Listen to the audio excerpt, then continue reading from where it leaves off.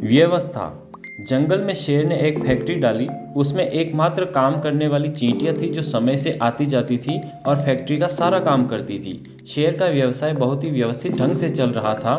एक दिन शेर ने सोचा कि ये चींटियां इतना सुंदर काम कर रही है, अगर इसको किसी विशेषज्ञ के निगरानी में रख दूं तो और बेहतर काम कर सकती है। ये ख्याल मन में आते ही शेर ने एक मधुमक्खी को मैनेजर नियुक्त कर दिया। मधुमक्खी को कार्य का बहुत अनुभव था और वह रिपोर्ट्स लिखने में भी बहुत होशियार थी। मधुमक्खी ने शेर से कहा कि सबसे पहले हमें चींटियों का काम करने का समय सारणी बनाना होगा। फिर उसके काम का सारा रिकॉर्ड अच्छी तरह रखने के लिए मुझे एक अलग से सेक्रेटरी चाहिए होगा। शेर ने खरगोश को सेक्रेटरी के रूप में नियुक्त कर दिया। शेर को मधुमक्खी का कार्य पसंद आया।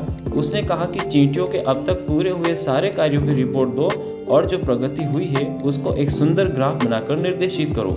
मधुमक्खी ने कहा ठीक है, मगर मुझे इसके लिए कंप्यूटर, लेजर प्रिंटर और प्रोजेक्टर चाहिए होगा। इस सब के लिए शेर ने कंप्यूटर डिपार्टमेंट बना दिया और बिल्ली को वहाँ का सर्वे सर्वा नियुक्त कर दिया। अब चींटी अपना काम करने के बजाय सिर्फ कागजी रिपोर्ट बनाने में ध्यान देने लगी, जिससे उसका काम पिछड़ता गया और अंततः प्रोडक्शन कम हो गया।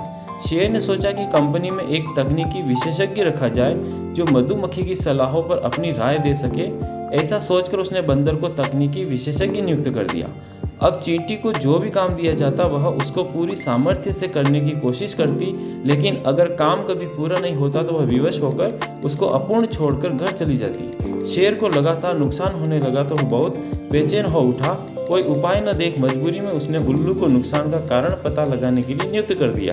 3 महीने बाद उल्लू ने शेर को अपनी विस्तृत व बेहद गोपनीय रिपोर्ट सौंप दी, जिसमें उसने बताया कि फैक्ट्री में काम करने वालों की संख्या ज़्यादा है और कंपनी के घाटे को कम करने के लिए कर्मचारी को सस्पेंड, नोटिस, बर्खास्त करना होगा। शिक्षा। अब आप गंभीरता से सोचिए, किसको सस्पेंड, नोटिस, बर्खास्त किया जाएगा? चींटियों को, क्योंकि वास्तव में वही एकमात्र वर्कर थी और यही व्यवस्था इंसान करता है।